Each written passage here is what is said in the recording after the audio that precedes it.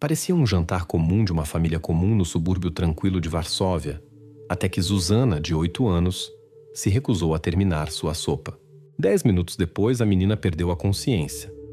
E 1 hora mais tarde, os especialistas descobriram em seu pescoço uma marca claramente deixada por alguém. Os vizinhos descreviam a família como calma e próspera. Mas por trás da fachada de conforto se escondia um segredo capaz de transformar as percepções sobre o que uma mãe é capaz. O 9 de março de 2024 não se distinguia em nada de centenas de dias similares no subúrbio tranquilo e aconchegante de Varsóvia. Na cozinha da casa de 2 andares na rua Konopnica, jantava a família B, uma família comum segundo os vizinhos, até exemplar. A mãe Mônica B, o pai Marek B e a filha de 8 anos Zuzana. Às 18h55, algo aconteceu. A mãe depois diria à polícia. Ela simplesmente parou de se mover e caiu sobre a mesa. Pensei que fosse um desmaio. 10 minutos depois, às 19h05, Mônica ligou para a ambulância descrevendo com voz uniforme ao operador o estado de sua filha. A gravação desta chamada não continha nem preocupação nem pânico, o que posteriormente despertou especial interesse na investigação. A ambulância chegou em apenas alguns minutos. Apenas 450 metros separavam a casa da família B, do posto de ambulância mais próximo número 7. Os médicos tentaram fazer Zuzana voltar à consciência, mas era tarde demais. O médico legista chamado ao local imediatamente notou um detalhe incomum. No pescoço da menina havia um sulco seco e simétrico de 1,5 cm de largura. O nó da laçada evidentemente havia sido apertado por trás, excluindo queda ou acidente casual. O tempo de início da rigidez, por volta das 20h15, o que significava uma coisa. Entre o incidente e a ligação para a ambulância haviam passado apenas alguns minutos. Mas sobre o que realmente havia acontecido, a mãe não disse nada. Mônica se manteve contida e serena. As perguntas dos policiais respondia laconicamente, evitando olhares e repetindo que nada de incomum havia acontecido. Simplesmente se recusou a comer e perdeu a consciência. Mas os detalhes descobertos durante o exame do local do incidente de forma alguma confirmavam a versão do desmaio. No centro da atenção ficou o prato de sopa Borscht. 1/3 da sopa permanecia intocado. Os especialistas forenses depois descobririam que o prato havia sido coberto com caldo quente fresco imediatamente após o incidente, o que efetivamente destruiu as impressões digitais latentes de uma pessoa adulta. Permaneceram apenas as marcas dos dedos da própria Zuzana, segurando cuidadosamente a colher. Isso parecia incomum, como se alguém tivesse tentado apressadamente se livrar de possíveis evidências. No chão da cozinha estava um cinto de tecido de roupão doméstico, amassado e negligentemente jogado. Precisamente este cinto logo se tornaria a evidência central, embora naquele momento ninguém lhe desse a devida importância. Os investigadores apenas o fotografaram e o embalaram em um saco plástico, enviando-o ao laboratório. Na casa havia outro adulto, o pai da menina, Marek B. No momento do incidente, segundo suas palavras, estava assistindo uma série no Netflix com fones de ouvido no 2º andar e não ouviu nada. Sua tranquilidade e convicção de que não havia visto nem ouvido nada posteriormente geraram perguntas sobre a realidade de seu álibi. Os cônjuges B não foram notados em conflitos abertos. No entanto, a vizinha e babá Eva K., recentemente afastada do trabalho com a família por razões pouco claras, depois confessaria à polícia que a atmosfera na casa havia estado tensa há muito tempo, embora cuidadosamente escondida atrás do bem-estar externo. Outro fragmento desta história emergiria literalmente no dia seguinte. O proprietário de um pequeno café em frente ao posto de gasolina Orlen informaria à polícia que supostamente havia visto o automóvel de Eva K. estacionado na casa B, na tarde de 9 de março. A gravação da câmera Orlen poderia ter confirmado ou refutado esta declaração, mas sua revisão foi temporariamente adiada, criando a primeira pista falsa que desviaria a investigação. Enquanto isso, o patologista declarou categoricamente que a versão de estrangulamento acidental ou queda estava completamente excluída. Era uma ação clara e consciente, forte e precisa. A pessoa que fez isso entendia as consequências de seus atos, mas por alguma razão não pretendia reconhecê-las. Naquela mesma noite, a polícia começou a construir as primeiras versões e planejar interrogatórios. A primeira direção, o álibi do pai que estava em casa, mas supostamente não notou nada. A segunda, verificar a vizinha babá Eva, que poderia ter penetrado na casa sem ser vista e ter seus próprios motivos. E finalmente, a mãe de Zuzana, o único adulto na sala que se encontrava diretamente perto dela. Os investigadores teriam que descobrir o que se escondia por trás da tranquilidade externa da família B. Por que a mãe reagiu tão rápida e calmamente à tragédia e a quem pertencia o cinto que se tornou a evidência central do caso. Por enquanto a investigação apenas começava, a polícia tinha muitas perguntas demais e fatos de menos, pois a verdade, cuidadosamente escondida por trás da cena cotidiana de um jantar familiar, poderia se revelar muito mais terrível do que supunham até mesmo os investigadores mais experientes de Varsóvia. Marek B. declara: estava assistindo uma série. A porta estava fechada. Por que ele não ouviu o grito? Após o interrogatório inicial, a polícia decidiu estudar cuidadosamente a versão de Marek B. Naquele momento, as declarações do pai soavam simples e lógicas. Não ouvi nada. Estava assistindo uma série. A porta estava fechada. No entanto, em casos deste nível, a simplicidade sempre gera desconfiança. Era necessário estabelecer quão realista era sua declaração, especialmente no contexto do grito descoberto gravado pela câmera doméstica. A investigação estudou os registros técnicos dos equipamentos na casa da família B. A Smart TV Samsung registrou visualização contínua do Netflix das 18h37 às 19h12. A série que Marek assistia, um horror com efeitos sonoros altos, às vezes atingindo picos de volume de 80 decibéis. A polícia também solicitou o registro Bluetooth dos fones de ouvido Sony WF-1000 XM3, pertencentes a Marek. Os registros confirmaram. Os fones estavam conectados à televisão e se encontravam em seus ouvidos durante todo o episódio. O sensor incorporado confirmou que foi registrado o uso contínuo do dispositivo das 18h35 às 19h15. Os policiais fizeram medições diretamente no local dos eventos. A porta fechada entre a sala e a cozinha reduzia o som aproximadamente 25 decibéis. A distância adicional do sofá à porta era de 4 metros e diminuía o volume mais 6 decibéis. Assim, o grito registrado pela câmera Xiaomi às 18h55 e avaliado em 85 decibéis chegava a Marek no nível de aproximadamente 54 decibéis e era completamente abafado pelo fluxo sonoro da série. O segundo interrogatório de Marek foi baseado em esclarecimentos minuciosos de detalhes técnicos. Por que você não tirou os fones ao ouvir um som incomum? Marek respondeu sem a menor dúvida. A série está cheia de sons estranhos e agudos. Ouvi muito similar neste episódio e estava certo de que o som vinha de lá. Nem pensei em verificar. Houve interrupções na visualização. Talvez você tenha tirado os fones? Não. Os fones estavam bem ajustados nos ouvidos. O sistema automaticamente pausa a série se eu os tiro mesmo por um segundo. Isso não aconteceu, confirmou o pai. O departamento técnico confirmou as palavras de Marek. O controle sensorial realmente registrava a ausência de interrupções de visualização e uso contínuo do dispositivo.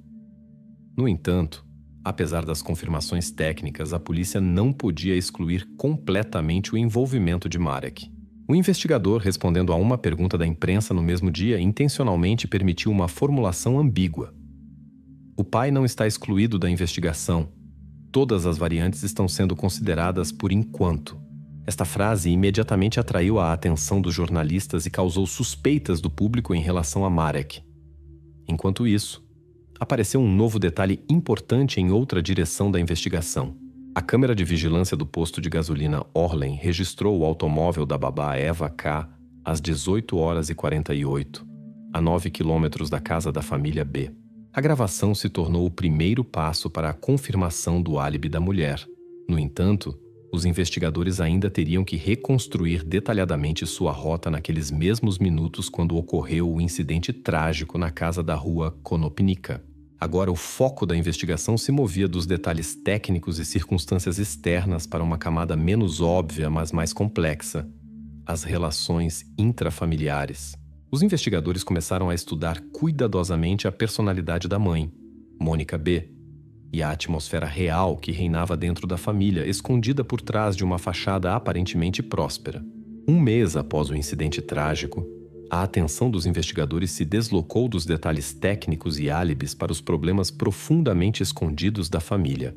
Tornou-se evidente a necessidade de entender melhor a personalidade da própria Zuzana e a atmosfera que a cercava.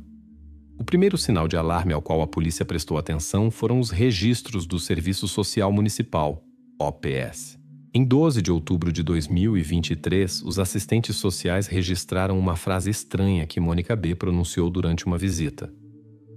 "Na minha casa, ninguém joga comida fora." As palavras da mãe, então, não causaram suspeitas sérias, mas após os eventos de 9 de março adquiriram uma nuance completamente diferente. Os vizinhos da família confirmaram.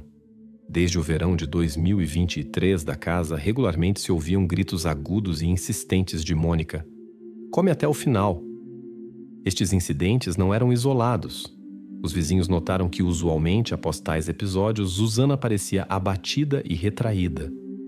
O médico escolar também contribuiu com um detalhe importante, mas preocupante. Em setembro de 2023, ele notou nos braços de Zuzana pequenos hematomas, mas nenhuma medida oficial foi tomada. O médico explicou à polícia que não viu nisso sinais de ameaça séria e atribuiu os ferimentos a brincadeiras infantis habituais. Agora, esses hematomas se tornaram fragmentos importantes do quebra-cabeças que se compunha num quadro desagradável de violência intrafamiliar. Os investigadores novamente convocaram para interrogatório Marek e Mônica B. para esclarecer estes detalhes. Os pais negaram categoricamente ter aplicado jamais quaisquer medidas de punição física ou coerção alimentar. Suas respostas soavam idênticas, como aprendidas antecipadamente.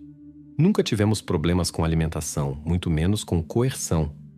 Mas os testemunhos coletados contradiziam completamente as palavras dos pais. Aos registros do OPS e testemunhos dos vizinhos, os pais reagiram agudamente e com irritação evidente.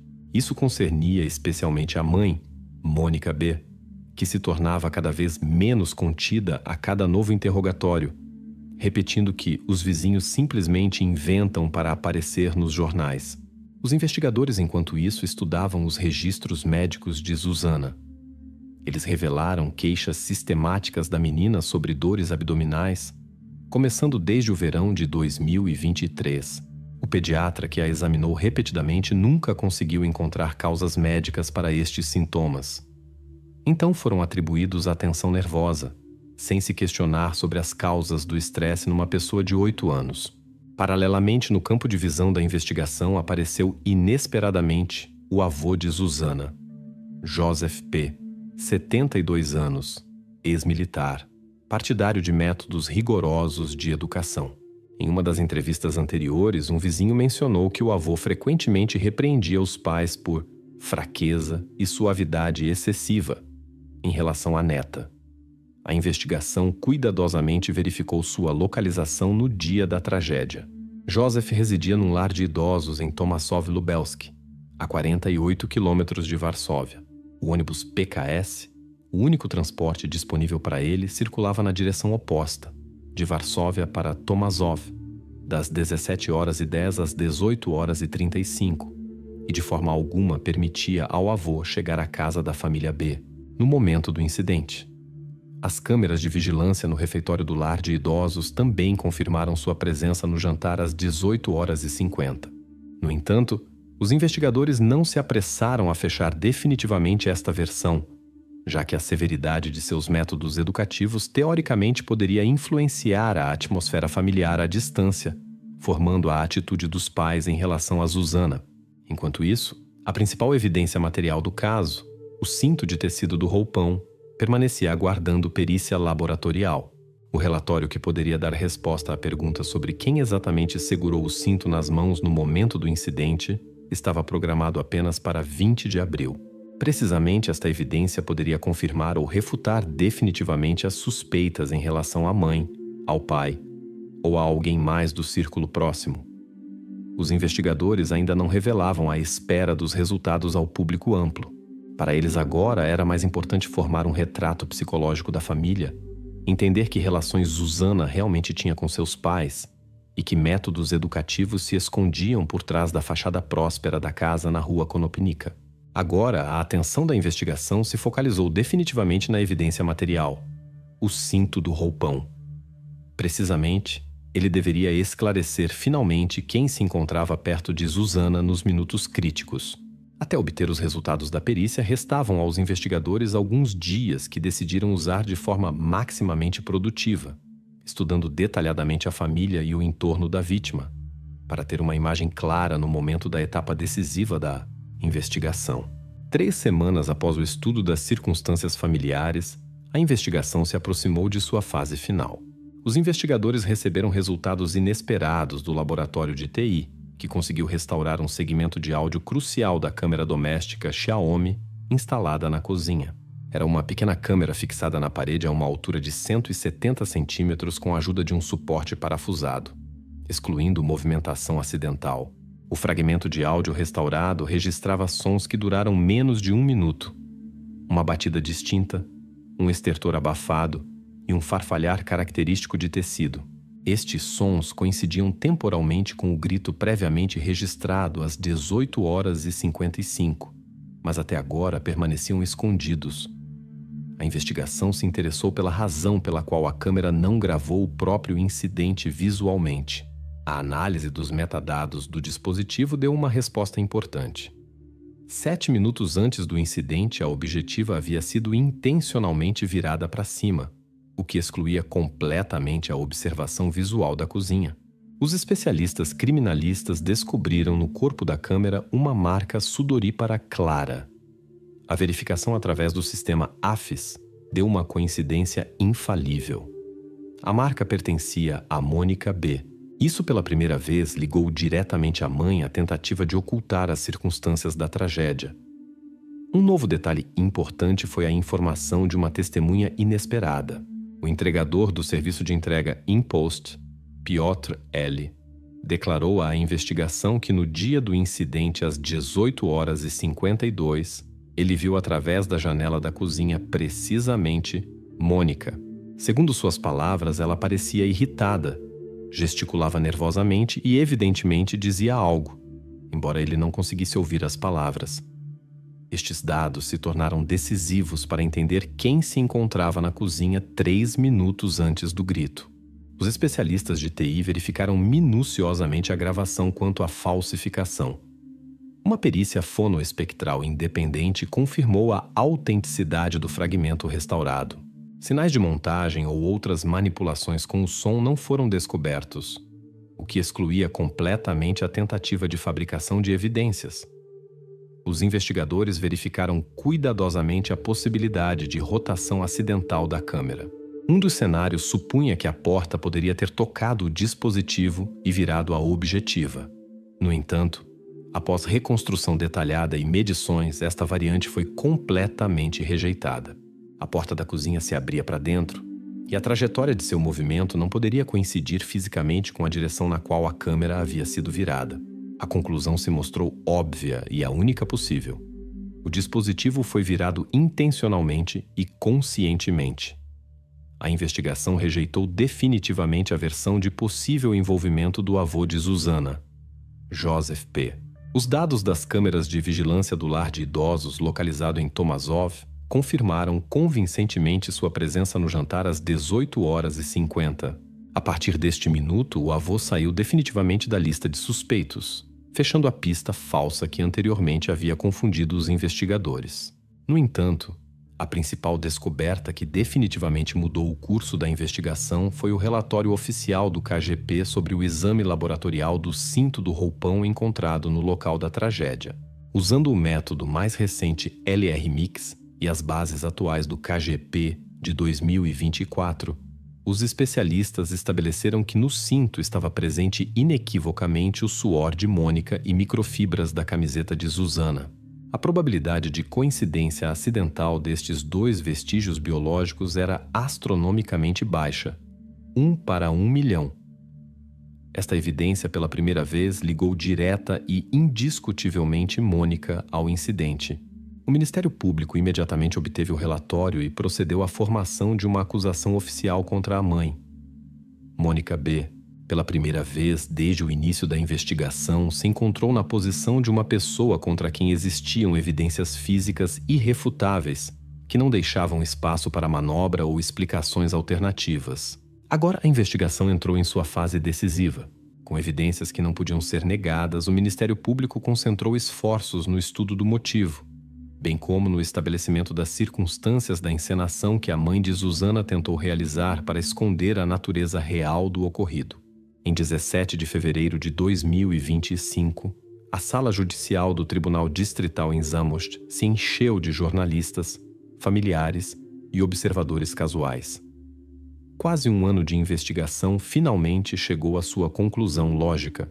O Ministério Público enunciava as conclusões finais, confirmadas por evidências irrefutáveis e testemunhos.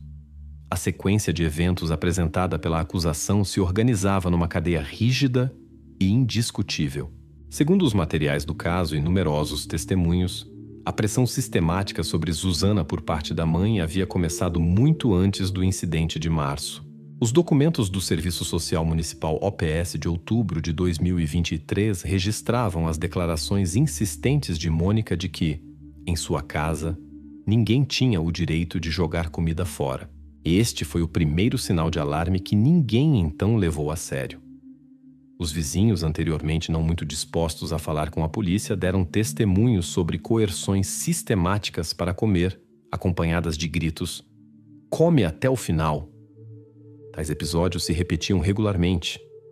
As queixas de Zuzana sobre dores abdominais, anteriormente incompreensíveis para os médicos, agora se ligavam logicamente ao estresse da pressão constante da mãe. A evidência mais convincente no caso permaneceu sendo o cinto do roupão descoberto naquela noite na cozinha da família. Os especialistas confirmaram que precisamente o cinto se tornou a arma que deixou no pescoço de Zuzana uma marca de 1,5 cm de largura, coincidindo perfeitamente com a textura do tecido. No cinto foram encontrados vestígios claros do perfil de DNA de Mônica e microfibras da roupa de Zuzana. A perícia excluiu qualquer probabilidade de coincidência acidental, declarando uma relação de probabilidade de 1 para 1 milhão. A confirmação da intenção deliberada de esconder a verdade foi a câmera Xiaomi fixada na cozinha. 7 minutos antes do incidente, a objetiva do dispositivo havia sido virada para cima, o que excluiu a possibilidade de gravação visual do evento. Os vestígios sudoríparos no corpo do dispositivo coincidiram com as impressões de Mônica. O tribunal reconheceu que a manipulação com a câmera havia sido realizada conscientemente com o objetivo de esconder evidências. Outro detalhe-chave foi a gravação da câmera doméstica que registrou o som precisamente às 18h55. Uma batida distinta, estertor e som de tecido se esfregando. A perícia confirmou a autenticidade do áudio, excluindo completamente a possibilidade de montagem. Naquele momento, o pai da família, Marek, se encontrava no segundo andar e assistia uma série com fones de ouvido, o que foi tecnicamente confirmado pelos registros Bluetooth e medições de nível sonoro. Sua ausência de reação se tornou-se um fator adicional, fortalecendo a versão da acusação. Os promotores mencionaram separadamente a chamada ao serviço de resgate. A perícia psicolinguística registrou uma pausa anormativa na fala de Mônica durante a ligação para 112. O tribunal não considerou esta evidência como principal, mas anotou nos materiais do caso como fator adicional caracterizando o estado psicológico da acusada no momento crítico. Ao tribunal foram apresentadas e refutadas todas as versões alternativas do ocorrido. O álibi da babá Eva K. foi definitivamente confirmado pelas gravações das câmeras de vídeo do posto de gasolina Orlen.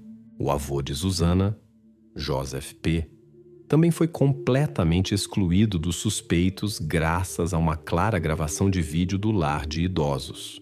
As versões falsas sobre o deslocamento acidental da câmera foram cuidadosamente verificadas e fechadas pelos especialistas criminalistas.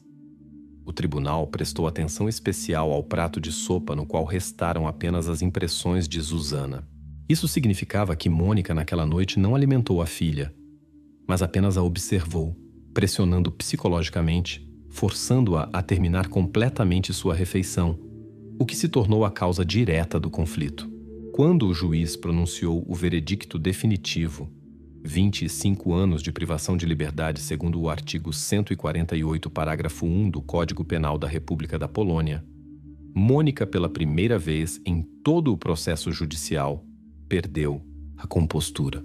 Ela saltou do lugar e gritou na direção do juiz: "É mentira!" Os oficiais de justiça rapidamente a retiraram da sala do tribunal. O caso da tragédia na rua Konopnica, que por muito tempo permaneceu no centro da atenção da mídia e do público, terminou oficial e irrevogavelmente. No dia seguinte, 18 de fevereiro de 2025, o jornal local Dziennik Wschodni brevemente informou sobre o veredicto, constatando o desfecho severo da história que permaneceu por muito tempo na memória dos varsovianos. A investigação e o tribunal estabeleceram e confirmaram incondicionalmente os fatos principais: a identidade da criminosa, sua arma, bem como o método da encenação. Os detalhes judiciais e técnicos foram cuidadosamente fixados e documentados. No entanto, alguns episódios do passado da família B permaneceram em questão.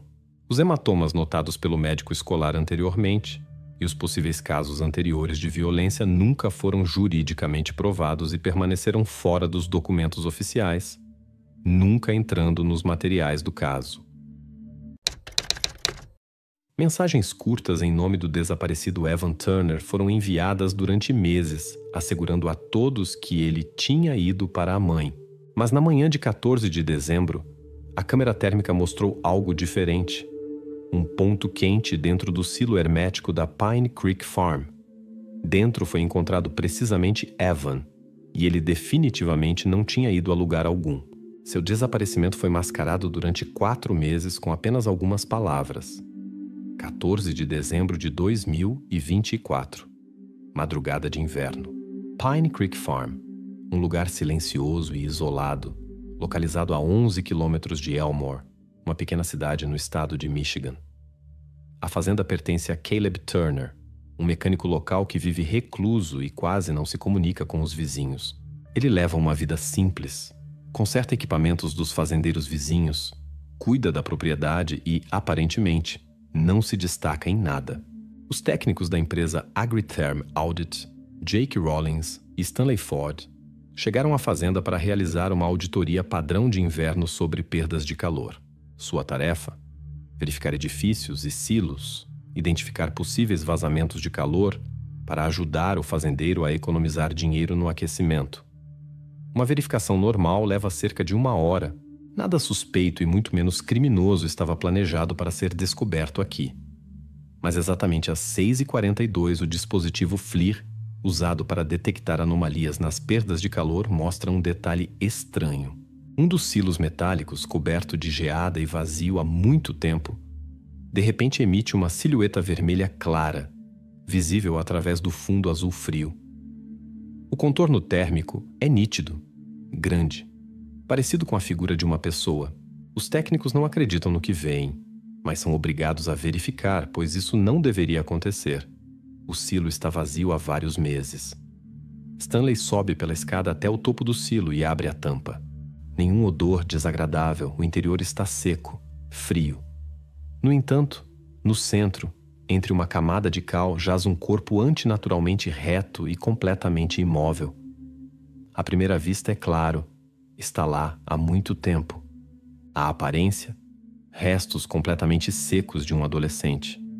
Alguns minutos depois chega a polícia e o silo torna-se local do crime, e a auditoria rotineira de perdas de calor, o início de uma investigação séria. Os policiais identificam rapidamente a identidade. É Evan Turner, de 14 anos, filho do dono da fazenda. O menino havia desaparecido 4 meses atrás. Todos esses meses o pai assegurou aos vizinhos e conhecidos que Evan vivia com sua mãe em outra cidade. A versão era confirmada por mensagens SMS enviadas do telefone pessoal de Evan. Curtas, calmas, absolutamente neutras. Ninguém poderia ter pensado que por trás dessas palavras se escondia uma mentira. A fazenda é completamente isolada.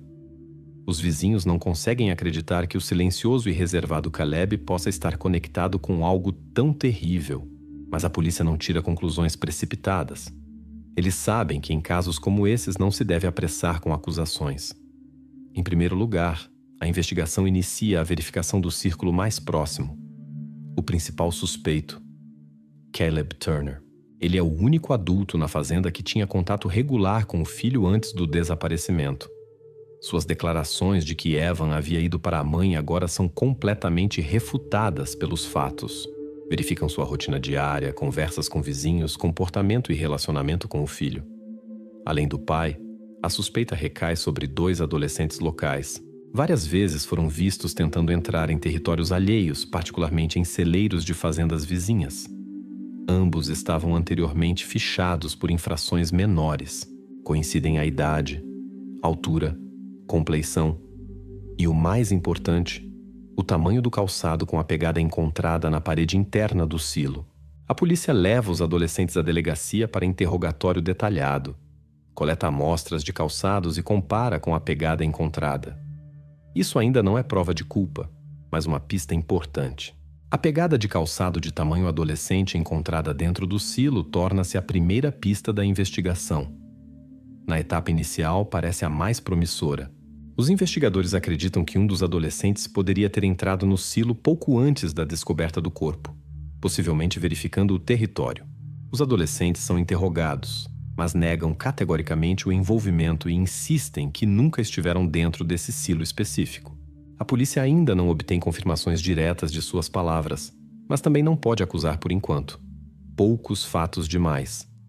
O ponto de virada crucial da investigação chega quando a polícia obtém dados da operadora Bell Mobility.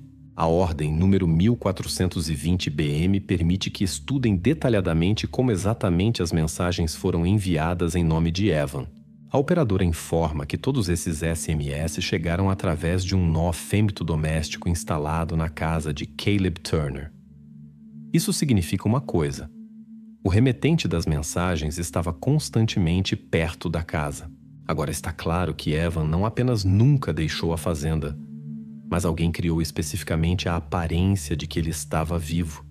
E bem, a investigação entende que está lidando com uma pessoa capaz de manipulação longa e convincente, capaz de manter perfeitamente uma ilusão por vários meses. Agora, o principal enigma da investigação: quem exatamente enviava as mensagens? Por que precisava disso? E por que ninguém suspeitou do engano antes? Na manhã após a descoberta de Evan, a polícia de Elmore se aprofunda nos detalhes do estilo de vida de Caleb Turner, que oficialmente se tornou o principal suspeito. Os investigadores estão interessados no regime noturno de sua vida, que agora se tornou o enigma-chave deste caso. Toda noite, Caleb Turner deixava o quarto sótão e ia para uma oficina, localizada em um prédio separado na fazenda. Ontem à noite, ele já havia dado uma breve explicação aos policiais, citando como única razão o barulho que o impedia de dormir. Mas a investigação precisava de mais concretude e evidências.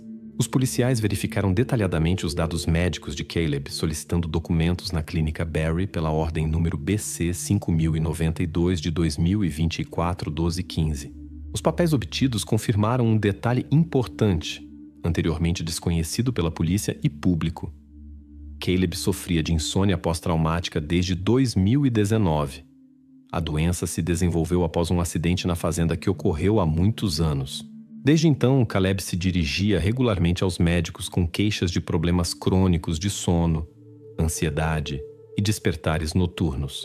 Segundo os dados oficiais da clínica, a última receita de diazepam ele recebeu em 18 de dezembro de 2023. Foram prescritos 100 comprimidos do medicamento. Os policiais entendiam que um medicamento como o diazepam geralmente permite a uma pessoa dormir calma e profundamente. Portanto, surgiu uma inconsistência óbvia com as declarações de Caleb sobre o ronco de Evan, que supostamente o incomodava toda noite. A segunda conversa com Caleb aconteceu na pequena sala de estar da casa da fazenda, rodeada por oficiais e funcionários do laboratório tirando impressões digitais e fotografias. Caleb mantinha a calma, embora visivelmente nervoso. À pergunta repetida dos investigadores sobre os movimentos noturnos, ele respondeu brevemente. Já disse. Evan roncava alto. O diazepam realmente ajudava, mas não o suficiente para eu conseguir dormir perto. Eu acordava toda noite e ia para a oficina, porque lá era mais silencioso. Lá eu me sentia mais confortável. Os investigadores não discutiram. Em vez disso, verificaram as gravações de vídeo da câmera de vigilância do pátio da fazenda, obtidas pela ordem número CCTV 129/2024. A gravação fixou claramente que na noite em que Evan desapareceu, a máquina Bobcat foi ligada e funcionou das 4h50 às 5h10 da manhã. Isso não coincidia com as declarações iniciais de Caleb, onde ele mencionava apenas dormir ou trabalhar dentro da oficina. Esta gravação quebrou a integridade de seu álibi, colocando em dúvida as explicações sobre os despertares noturnos. Os investigadores esclareceram com Caleb quem mais poderia ter usado o Bobcat. O homem calmamente apontou para as chaves penduradas em um gancho na entrada da oficina. Elas estão sempre lá. Não as escondo. Qualquer um poderia ter pegado e ligado a máquina. Não é segredo. Às vezes, os vizinhos a emprestavam sem avisar. Vocês podem perguntar para qualquer um aqui. Eles confirmarão. A versão de Caleb complicou o trabalho da polícia. Teoricamente, qualquer um poderia ter usado as chaves. Os investigadores foram forçados a deixar essa possibilidade em aberto por enquanto, embora internamente considerassem tal cenário improvável e muito conveniente para o suspeito. Por enquanto, a pista permanecia marcada como não fechada e requeria confirmação ou refutação posterior. Enquanto isso, os criminalistas continuaram estudando o Bobcat e fizeram uma descoberta que fortaleceu as suspeitas contra Caleb. No pedal de controle da máquina foram descobertos vestígios microscópicos de sangue. A análise laboratorial preliminar confirmou o tipo sanguíneo AB, exatamente o mesmo tipo que Evan tinha. Este foi um avanço sério na investigação. Agora ficou evidente que precisamente o Bobcat foi usado para mover os restos pesando cerca de 48 quilos a uma distância de aproximadamente 25 metros pelo território da fazenda. Esta descoberta mudou seriamente a direção da investigação. Caleb teria que explicar como exatamente sua máquina se envolveu no ocorrido e por que ele não sabia nada sobre isso. No entanto, nesta etapa, a investigação não se apressou em expressar acusações diretas. O álibi de Caleb apenas rachou, mas ainda se mantinha. Muito dependia da perícia final, que deveria confirmar que o sangue encontrado pertencia precisamente a Evan. Os oficiais de polícia de Elmore agora entendiam que estavam lidando não apenas com o lado técnico do incidente, mas também com os profundos problemas pessoais de Caleb Turner, sua insônia crônica e uso de medicamentos que poderiam ter influenciado seu comportamento e decisões. A polícia de Elmore foi forçada a ampliar o círculo da investigação depois que a versão de Caleb de que Evan Turner tinha ido para a mãe começou a desmoronar diante de seus olhos. Até a descoberta dos restos de Evan no silo, esta história era a única verdade que os habitantes da cidade e parentes do adolescente conheciam. Agora, os investigadores estudam os fatos para entender se a versão do pai era apenas uma cobertura conveniente. Evan foi para a mãe. Uma frase que soava convincente exatamente até o momento em que os fatos intervieram. Os investigadores precisavam estabelecer se algo, além das mensagens curtas em nome de Evan, confirmava esta mudança. Para um quadro completo, os investigadores solicitaram os registros de voo da empresa Air Canada pela ordem número AC 846 de 2024, 12/16. Os dados dos voos de Leila Mahdi mostravam um quadro claro de sua vida em Calgary. Segundo os relatórios da companhia aérea, Leila nunca voou para Ontário no período de setembro a dezembro de 2024. Nenhuma passagem aérea comprada em seu nome neste período foi registrada. Isso confirmou imediatamente que o adolescente não poderia ter ido para a mãe de avião. A polícia verificou os fluxos financeiros nas contas de Leila Mahdi pela ordem número BM 772 de 2024, 12/16. Os extratos mostraram pagamentos mensais regulares de pensão alimentícia de Leila para Caleb Turner, mas não descobriram nenhum gasto relacionado à viagem de Evan, nem bilhetes, nem reservas de hotéis, nem quaisquer outras transações que confirmariam a versão de Caleb. O dinheiro era transferido estavelmente e gastos com a chegada do filho simplesmente não existiam. Os policiais realizaram um interrogatório à distância de Leila Mardi através de videoconferência da delegacia de Elmore para Calgary. Suas declarações confundiram ainda mais a investigação. Leila contou que mantinha contato com o filho regularmente, predominantemente através do Telegram. O último diálogo completo no chat aconteceu em 10 de janeiro de 2024 às 22h15. Depois disso, a comunicação se cortou inesperadamente. Logo, ela começou a receber mensagens de Evan exclusivamente na forma de SMS curtos. Essas mensagens eram secas, formais, desprovidas da emotividade habitual. Leila tentava descobrir com o filho por que ele havia parado de escrever normalmente, mas em resposta recebia apenas frases monossilábicas de que tudo estava bem e não havia com o que se preocupar. Ela não deu importância especial a essas mudanças, explicando-as pelo fechamento adolescente e distanciamento do filho dos pais. Agora, após a terrível descoberta na fazenda, ela foi forçada a reconhecer o óbvio. Desde 11 de janeiro de 2024, seu filho havia parado de responder por si mesmo. A vizinha Sra. Olsen, que vive perto da fazenda Pine Creek, declarou inesperadamente à polícia que cedo na manhã de 11 de janeiro viu um certo entregador. Segundo ela, um homem em uniforme de carregador chegou em uma van branca comum e tirou da casa de Caleb Turner uma mala grande ou container. A mulher afirmava que lhe pareceu que precisamente esse entregador havia levado Evan. Os policiais trataram com cautela as declarações da vizinha, já que ela não conseguiu fornecer uma descrição detalhada da aparência do entregador ou do número da van. No entanto, o fato da existência de tal testemunha foi registrado. Para verificar essas declarações, os investigadores solicitaram gravações de câmeras de vigilância de estradas próximas e rodovias. A gravação da dashcam de um caminhão que vinha em sentido contrário, circulando pela rodovia Ontario Highway 43, fixou às 4h58 da manhã de 11 de janeiro de 2024 um detalhe estranho. Uma van branca estacionada no acostamento com o container traseiro aberto. Na gravação, se vê claramente que o container está vazio e o motorista ausente. A polícia começou a verificar ativamente o registro de todos os veículos similares e possíveis rotas, mas rapidamente se deparou com um obstáculo. A placa na gravação estava ilegível e não havia características claras do motorista. O entregador desapareceu tão repentinamente quanto apareceu, e nenhum dos serviços de entrega locais confirmou o trabalho nesta zona no período indicado. O fato do aparecimento do misterioso entregador permanecia em questão. Os investigadores admitiam que a versão da Sra. Olsen poderia ser apenas uma coincidência fortuita ou resultado de suas fantasias, mas não podiam ignorar o fato do aparecimento de um veículo desconhecido perto da fazenda. Neste momento, a investigação se deparou com um novo problema. Mesmo se o entregador existisse, nenhuma confirmação de que Evan havia deixado a fazenda foi encontrada. Leila Mardi confirmou que o filho não havia vindo vê-la. Os registros de voo e dados bancários confirmaram suas palavras. A versão de Caleb sobre a viagem do filho para a mãe desmoronava definitivamente, não resistindo à verificação dos fatos. Agora os investigadores tinham que estudar cuidadosamente as novas estranhezas, descobrindo o que realmente aconteceu na manhã de 11 de janeiro perto da casa de Caleb Turner. E quem exatamente enviava as mensagens para a mãe, assegurando-lhe que tudo estava bem com Evan, embora isso fosse obviamente uma mentira. A investigação continuou estudando as estranhezas e contradições em torno do desaparecimento de Evan Turner.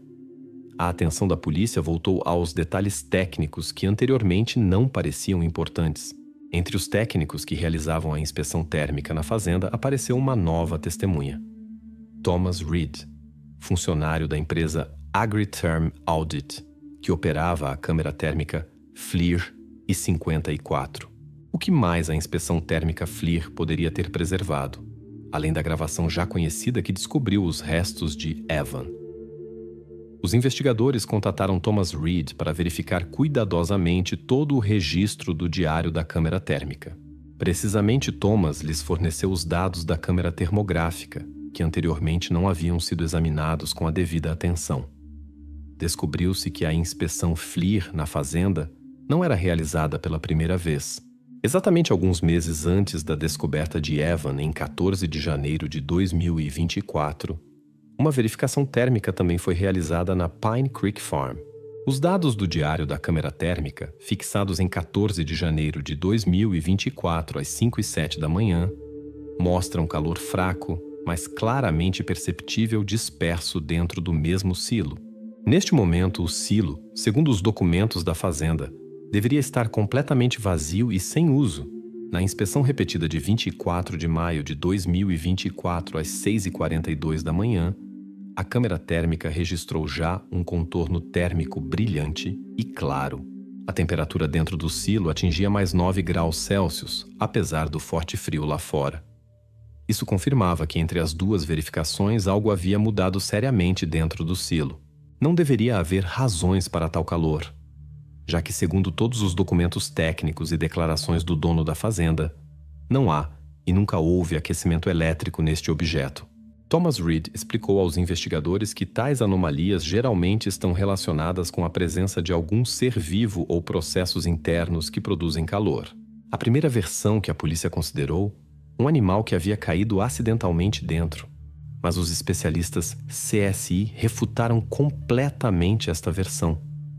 Nenhum vestígio de patas de animais foi descoberto no silo. A escotilha do silo estava confiavelmente fechada do lado externo. A variante com fera selvagem foi excluída definitivamente. A polícia também tentou verificar a versão de que o silo poderia ter sido um refúgio temporário para alguém dos moradores de rua locais. Teoricamente, uma pessoa poderia ter encontrado abrigo lá numa noite gelada. No entanto, esta versão também perdeu rapidamente credibilidade. O lugar estava muito isolado. O acesso ao silo era complicado e nenhum outro vestígio humano foi encontrado durante a inspeção. A versão do morador de rua ainda permanecia oficialmente aberta para uma investigação, apesar da improbabilidade.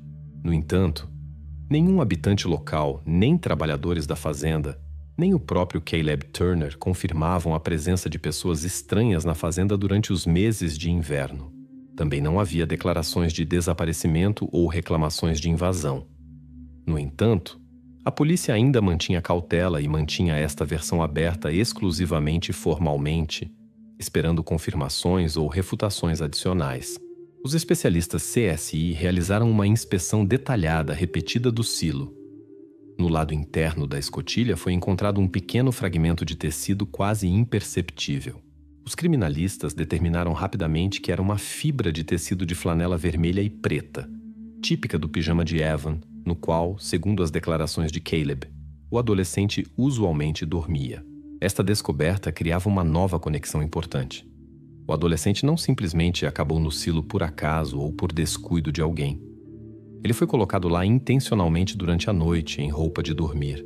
A fibra no parafuso interno da escotilha testemunhava que o adolescente poderia ter tocado a tampa ou até tentado abri-la por dentro. No entanto, ainda não foram estabelecidas as circunstâncias exatas nas quais o pedaço de tecido chegou ao parafuso da escotilha. Os investigadores não se apressaram em conectá-lo diretamente com o trabalho noturno da máquina Bobcat, deixando esses detalhes para perícias posteriores. Mas a descoberta em si mesma fortalecia substancialmente as suspeitas e permitia reconstruir mais claramente a sequência de eventos daquela noite de janeiro. Agora, a investigação entendia que estava lidando não apenas com uma anomalia técnica e uma mancha térmica inexplicável, mas também com prova factual de que Evan acabou no silo ainda vivo ou recentemente colocado lá.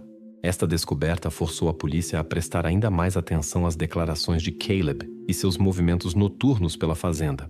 Logo, os investigadores teriam que determinar definitivamente se o tempo de movimento de Evan coincidia com o trabalho do Bobcat e as ações noturnas de Caleb. A investigação retorna alguns meses ao passado, ao frio dia de inverno de dezembro de 2023. Caleb Turner, fazendeiro e mecânico, novamente se encontrou no centro da atenção policial, desta vez devido à aquisição de uma grande quantidade do medicamento diazepam. Precisamente então foi comprado aquele estoque que alguns meses depois estaria no centro da investigação do desaparecimento de seu filho Evan. Para que Caleb precisava de 100 comprimidos inteiros de diazepam e por que tentava esconder a escala desta compra? Naquele dia, Caleb chegou à farmácia Guardian Pharmacy em sua picape preta Ford F-150, percorrendo uma distância de 7,8 quilômetros da fazenda. Usualmente, tais compras são acompanhadas pelo uso de cartão bancário ou cartões de bônus para descontos, mas desta vez ele preferiu pagar em dinheiro.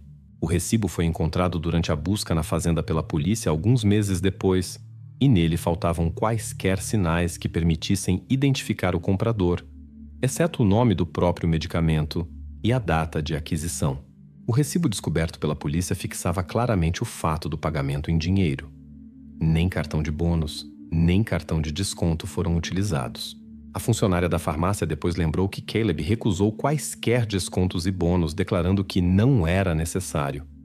Precisamente este gesto atraiu a atenção da investigação. Tal cautela sugeria pensamentos sobre uma tentativa de esconder o fato de aquisição de um grande lote de medicamento tranquilizante. Paralelamente, os investigadores verificaram os dados médicos do arquivo escolar da escola secundária de Elmore, onde Evan estudava. No relatório da enfermeira escolar, elaborado alguns meses antes, continha-se um detalhe importante que explicava os problemas de sono na família Turner. Evan havia sido diagnosticado com uma forma grave de apneia noturna, distúrbio da respiração acompanhado de roncos altos e paradas frequentes da respiração durante o sono. A enfermeira recomendava oficialmente o uso de um aparelho CPAP, dispositivo especial para normalizar a respiração, mas sua família nunca o adquiriu.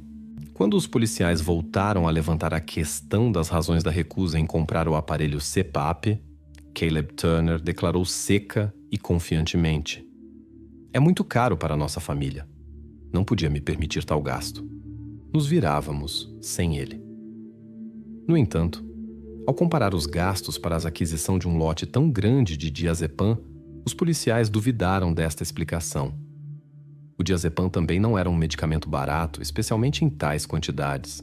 Ainda mais questões suscitou o fato de que 100 comprimidos de diazepam desapareceram literalmente em 3 semanas após a compra.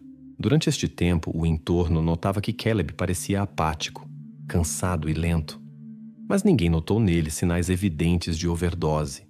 Neste período fixado pela polícia, Caleb continuava trabalhando, dirigia o carro e até realizava trabalhos de reparo para os vizinhos. A investigação não conseguia entender onde haviam desaparecido os comprimidos, se não se observava consumo excessivo evidente por Caleb. Quando os investigadores começaram a levantar a questão da quantidade de comprimidos desaparecidos, o advogado de Caleb propôs uma versão alternativa, propondo considerar os experimentos adolescentes de Evan. Segundo a defesa, Evan poderia ter tomado os comprimidos independentemente, decidindo experimentar algo novo ou simplesmente cometer uma tolice adolescente, sem perceber as possíveis consequências. Esta versão se tornou para a defesa uma explicação conveniente do estranho desaparecimento do diazepam.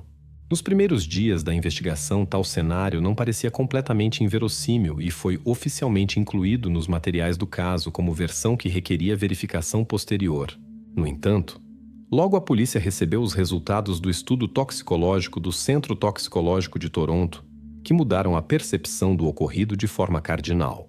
Na conclusão do centro, dizia-se que no organismo de Evan foi descoberto um conteúdo extremamente alto de diazepam. No estômago do adolescente foram descobertos 42 miligramas de substância, o que excede significativamente a norma médica admissível para uma tomada única. No sangue, a concentração atingia nível letal, e isso significava uma coisa: Evan recebeu diazepam em quantidade incompatível com a vida, e a versão da tomada acidental ou experimento adolescente, embora parecesse conveniente para Caleb e sua defesa, agora começava a rachar seriamente. A polícia novamente direcionou sua atenção para Caleb. Agora os investigadores deviam estabelecer como exatamente tal quantidade de diazepam chegou ao organismo do adolescente e por que Caleb escondia com todas as forças a escala de sua aquisição do medicamento. Estes detalhes se tornaram uma nova direção criticamente importante da investigação, e a polícia começou a observar mais atentamente cada ação de Caleb, suas decisões financeiras e pessoais, entendendo que as respostas para muitas perguntas agora se escondiam precisamente naquela estranha aquisição de comprimidos de 18 de dezembro de 2023. Os investigadores estudavam cuidadosamente as últimas horas de vida de Evan Turner, tentando entender na companhia de quem ele se encontrava na noite antes do desaparecimento. Estabelecer a verdade ajudaram os rastros digitais preservados pelos adolescentes nas redes sociais. Com quem Evan passou a noite na véspera do desaparecimento? As gravações da transmissão do TikTok confirmaram que na noite de 10 de janeiro, Evan se encontrava no café Downtown Diner na companhia de 2 amigos, Nick Watson e Sarah Lee. O vídeo começou às 22h11 e continuou até às 23h40. Os adolescentes estavam relaxados, riam e conversavam. Evan bebia chá com mel. Este fato foi confirmado pelo recibo do café e registros do pessoal. O vídeo stream e os logs Wi-Fi coincidiam completamente, o que confirmava o local e tempo exatos do encontro. Os investigadores interrogaram detalhadamente os funcionários do café. Estava claro que a bebida pedida por Evan não poderia ter sido alterada pelos amigos, já que o chá, imediatamente após o preparo, foi servido pessoalmente a Evan.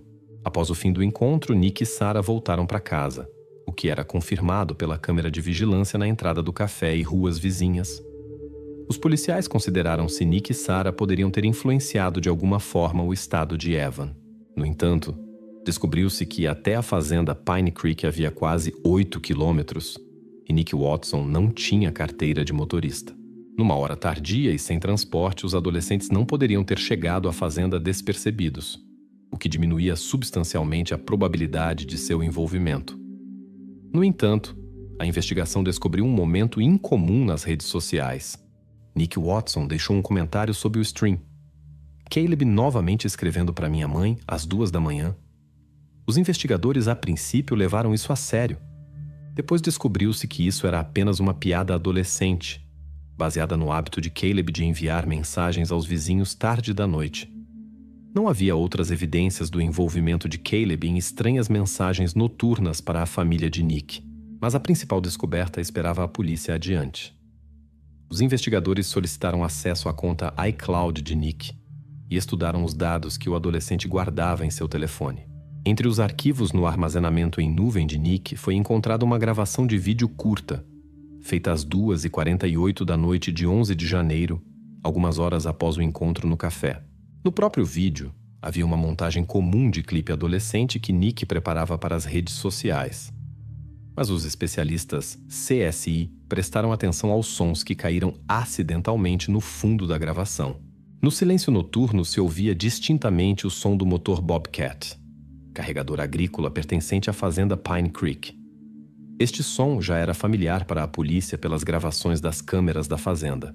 Além disso, na gravação eram distinguíveis batidas metálicas parecidas com o som de uma escotilha sendo aberta ou fechada. E, finalmente, outro som no fundo coincidia completamente com o ronco de Evan, que havia sido fixado anteriormente nos relatórios médicos. Os especialistas declararam confiantemente que esses sons caíram no vídeo acidentalmente, através da janela aberta do quarto de Nick. A casa do adolescente se encontrava suficientemente perto da fazenda para que o som, numa noite silenciosa, se transportasse clara e distintamente. Assim, a gravação de vídeo acidental inesperadamente se tornou evidência importante, confirmando que Evan estava na fazenda no momento em que lá trabalhava a técnica. Agora a investigação podia estabelecer exatamente o tempo dos eventos na fazenda na noite do desaparecimento. As suspeitas que anteriormente recaíam sobre os amigos de Evan começaram a enfraquecer. Era evidente que os adolescentes se encontravam longe da fazenda e se tornaram apenas testemunhas acidentais do que acontecia naquela noite no território da Pine Creek Farm. Agora a investigação recebeu confirmação de peso de que precisamente na fazenda na noite tardia foram produzidas ações que levaram ao desaparecimento de Evan. No entanto, o papel exato de Caleb neste assunto permanecia ainda não completamente esclarecido. Os investigadores intencionalmente não revelaram a Nick e Sarah o significado dos detalhes que haviam encontrado. Os adolescentes foram deixados fora das suspeitas, considerando-os apenas testemunhas por coincidência fortuita de circunstâncias. A pergunta principal da investigação agora se reduzia às ações de Caleb e eventos na fazenda, que fixou a gravação acidental do telefone do adolescente. O grupo CSI obteve acesso aos registros do nó fêmto doméstico Bell Mobility instalado na fazenda Pine Creek. A investigação esperava que esses registros esclarecessem de onde exatamente foram enviadas aquelas misteriosas mensagens SMS que durante vários meses convenceram a todos de que Evan estava vivo e se encontrava longe de casa. O que exatamente mostrariam os registros do nó fento doméstico sobre a origem das mensagens? Os primeiros resultados da análise foram secos, mas inequívocos. As mensagens em nome de Evan foram enviadas da zona de ação do nó doméstico, cuja potência do sinal constituía apenas 2 mW. O raio de ação de tal dispositivo não excedia 30 metros. Tecnicamente, isso significava que o remetente das mensagens devia se encontrar fisicamente perto do dispositivo durante o envio dos SMS. Os registros mostraram datas concretas de envio: 16 de janeiro, 3 de fevereiro, 29 de março e 12 de abril de 2024. Eram precisamente essas mensagens que supostamente confirmavam a localização de Evan em Calgary com sua mãe. CSI estudou cuidadosamente a localização do nó fento e todos os edifícios circundantes. O silo onde descobriram Evan se encontrava a uma distância de 90 metros do nó, muito longe para um sinal tão fraco. Ao mesmo tempo, a oficina onde Caleb passava as noites se localizava a apenas 18 metros do nó fento. Os especialistas fizeram a pergunta-chave aos técnicos da Bell Mobility. Existia a possibilidade de substituição de cartão SIM ou e-mail do telefone para enviar uma mensagem remotamente? A resposta dos especialistas foi categórica: não. A rede da operadora excluía o spoofing e-mail, o que significava que as mensagens eram enviadas estritamente do dispositivo real e de um local físico concreto. A investigação imediatamente verificou quais dispositivos estavam registrados na rede doméstica nas noites de envio das mensagens. O único dispositivo ativo na rede nessas noites pertencia precisamente a Caleb Turner. Era seu telefone pessoal. Assim, a versão de que alguém mais poderia ter enviado esses SMS desmoronou definitivamente. Anteriormente, foi proposta a hipótese de que o silo poderia ter sido usado como refúgio de uma pessoa sem teto. Esta versão foi verificada pelo grupo CSI com a ajuda de análise repetida de imagens térmicas de 14 de fevereiro, 14 de março e 14 de abril de 2024. Todas as imagens mostraram ausência absoluta de quaisquer mudanças térmicas. O silo se encontrava em estado de termostática completa. Ninguém entrava e saía dele nesses períodos, e nenhuma pessoa poderia ter permanecido lá despercebida.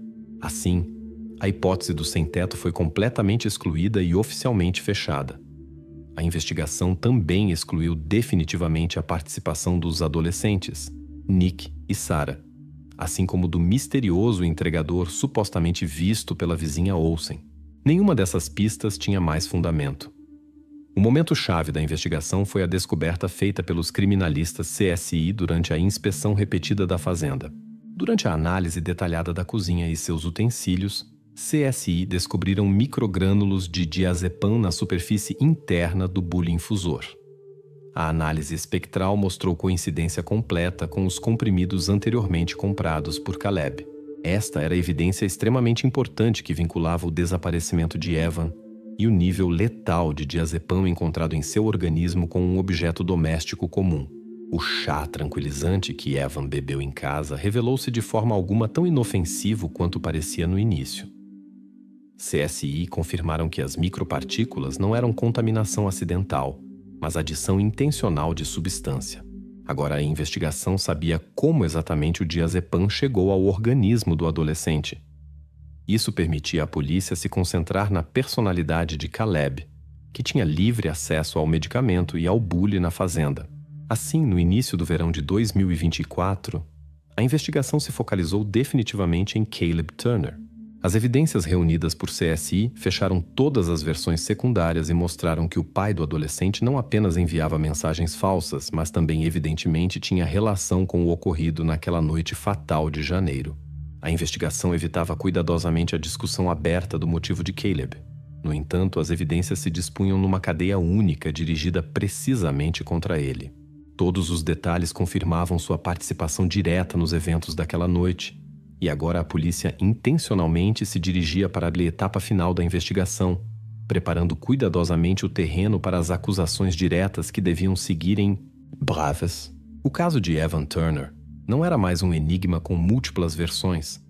Se tornou um caso claramente delimitado contra uma pessoa que escondia suas ações atrás da máscara de pai atencioso e vizinho. Precisamente, Caleb Turner se encontrou no centro de todos os fatos e circunstâncias reunidos pela investigação. Agora a CSI esperava a última etapa da investigação, na qual restava formular o motivo final, ainda não expresso oficialmente.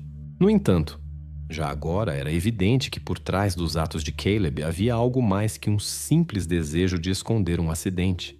A investigação se aproximava das respostas, e essas respostas deviam destruir completamente a imagem de Caleb Turner tal como a conheciam os habitantes de Elmore. A investigação atingiu aquela etapa onde já ninguém podia duvidar do papel-chave de Caleb. Adiante estavam apenas as etapas formais do procedimento e as acusações oficiais. Mas, por enquanto, o motivo permanecia escondido. E esta era a última incógnita que separava os investigadores da conclusão da investigação. A investigação se aproximou estreitamente do motivo das ações de Caleb Turner. Com cada novo fato, a imagem do mecânico silencioso e fechado da Pine Creek Farm deixava de parecer como a apresentavam os vizinhos e conhecidos. Sob a calma exterior se escondia a pressão que Caleb experimentava devido à falta constante de sono e problemas financeiros. Agora a investigação precisava entender até onde ele poderia ter ido para obter aquilo de que necessitava desesperadamente. Silêncio noturno, absoluto. A que Caleb estava disposto para conseguir o silêncio absoluto? Os documentos financeiros da empresa Kingston Rail Maintenance, onde Caleb trabalhava meio período em turnos noturnos, revelaram um detalhe importante. Devido a atrasos constantes, seu salário era regularmente sujeito a multas. 3 atrasos fixados em novembro de 2023 levaram a uma dedução de 10%. Isso atingiu seriamente seu orçamento, agravando a tensão financeira. CSI estudou os recibos de caixa de Caleb e descobriu que em 9 de janeiro de 2024, um dia antes do desaparecimento de Evan, ele adquiriu um conjunto de tampões de ouvido na loja Canadian Tire. A perícia mostrou que os tampões foram abertos, mas usados apenas 2 vezes. A análise de cerume confirmou que pertenciam precisamente a Caleb. Durante o interrogatório, Caleb explicou sua recusa aos tampões de ouvido simples e diretamente. Não ajudam. Tenho tinnitus, barulho nos ouvidos. Com os tampões fica só pior. A investigação novamente levantou a questão de por que ele não comprou um CPAP, dispositivo médico recomendado pela enfermeira escolar a Evan. Caleb novamente respondeu breve e claramente. $1.200 não tenho. No entanto, os investigadores sabiam que Caleb havia gastado dinheiro considerável em 100 comprimidos de diazepam adquiridos em dinheiro apenas 1 mês antes. Esta contradição fortalecia as suspeitas da polícia. A defesa empreendeu uma tentativa de explicar o ocorrido de outra forma. Segundo a versão dos advogados, Caleb não se propunha a causar dano ao filho intencionalmente. Afirmavam que ele apenas tentava aumentar a dosagem de diazepam para que o filho dormisse tranquilamente, permitindo ao pai finalmente dormir e retornar a um regime normal de trabalho. Esta versão apresentava as ações de Caleb como trágica coincidência de circunstâncias e resultado acidental de imprudência. No entanto, esta teoria da defesa logo se encontrou sob séria dúvida depois que chegou à disposição da polícia uma nova evidência-chave. A chamada interceptada de Caleb para seu irmão, datada de 5 de novembro de 2023, mudou substancialmente a percepção do ocorrido. A gravação obtida dos arquivos da operadora Rogers fixou a frase de Caleb: "Se ele não se calar, um dia farei isso para sempre." Essas palavras foram ditas 2 meses antes do desaparecimento de Evan. Não se podia ignorá-las ou atribuí-las às emoções do momento. Caleb evidentemente admitia medidas extremas, e este fato destruía a versão da defesa sobre casualidade e imprudência em seus atos. Agora a polícia se focalizou definitivamente na conexão direta entre os problemas noturnos crônicos de Caleb, o desaparecimento de seu filho e as tentativas de esconder as verdadeiras circunstâncias do ocorrido. O caso não parecia mais uma série de acidentes trágicos. Em vez disso, se desenhava um quadro de ações cuidadosamente planejadas dirigidas à resolução do problema por qualquer meio. Os investigadores já viam claramente que o mecânico silencioso e contido da pequena fazenda Pine Creek Farm estava disposto a ir muito mais longe do que seus conhecidos poderiam ter imaginado. A pressão financeira, o esgotamento físico e as constantes interrupções noturnas do sono se tornaram o fundo sobre o qual se desenvolveu a tragédia de Evan. Restava apenas completar os procedimentos formais para vincular todos os detalhes. A compra de diazepam, as palavras sobre silêncio para sempre, o envio de mensagens falsas do telefone do adolescente, o movimento físico dos restos com a ajuda da técnica da fazenda. Precisamente isso agora estava diante da investigação como última etapa da investigação que começou com uma verificação comum de perdas de calor e levou à revelação do lado escuro e oculto da vida de Caleb Turner. Em 11 de fevereiro de 2025, o júri do condado de Perth reconheceu Caleb Turner culpado sob 2 artigos: homicídio involuntário e tratamento inadequado de restos. Como resultado da investigação detalhada, descobriu-se que a causa da tragédia foi a insônia crônica de Caleb, acompanhada de enxaquecas dolorosas e barulho noturno constante. O desejo de conseguir silêncio a qualquer preço levou a consequências trágicas. Em 11 de janeiro de 2024, Caleb preparou chá para seu filho, adicionando diazepam em volume de aproximadamente 42 miligramas, o que excedia a dose terapêutica admissível 4 vezes. O adolescente, que tinha sérios problemas de respiração durante o sono, adormeceu e não acordou mais. A combinação do medicamento sedativo e da forma grave de apneia se tornou mortal. Depois que Caleb percebeu o ocorrido, decidiu esconder os rastros do incidente. Durante a noite, ligou o mini carregador agrícola Bobcat, transportou os restos do adolescente para um silo não utilizado no território da fazenda e cobriu com cal, calculando assim evitar a descoberta. A câmera de vigilância fixou o trabalho do Bobcat das 4h50 às 5h10 da manhã. Posteriormente, a perícia confirmou a presença de sangue de Evan no pedal da máquina.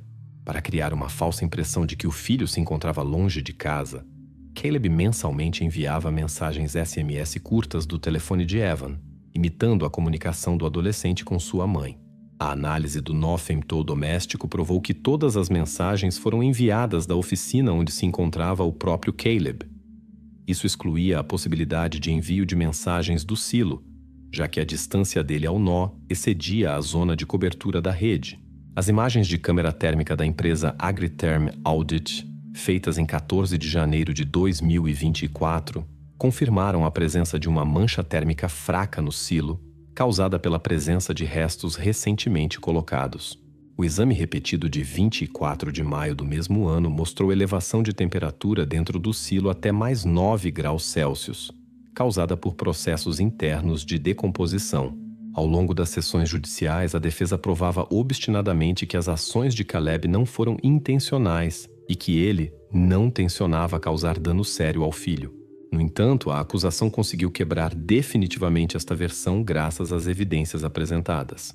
A gravação de conversa telefônica de 5 de novembro de 2023 entre Caleb e seu irmão, na qual Caleb declarou: "Se ele não se calar, um dia farei isso para sempre", desempenhou papel decisivo no tribunal.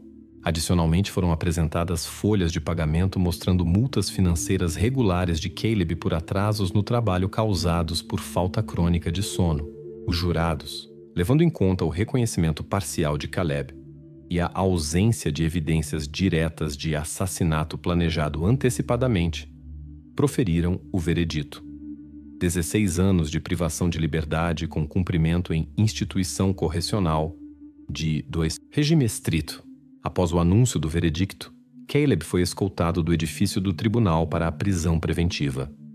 Os portões da instituição se fecharam atrás dele definitivamente, marcando o fim da longa e tensa investigação. A fazenda Pine Creek, após esses eventos, permaneceu completamente abandonada. Algumas semanas depois, os inspetores da empresa Agritherm Audit realizaram outro exame de controle do território. O silo onde antes foi encontrado Evan se revelou perfeitamente frio. Nenhum sinal de calor ou vida era mais fixado. Assim, A história trágica, que começou com uma verificação comum de perdas térmicas, terminou com a revelação completa de um dos casos mais misteriosos na história do condado de Perth.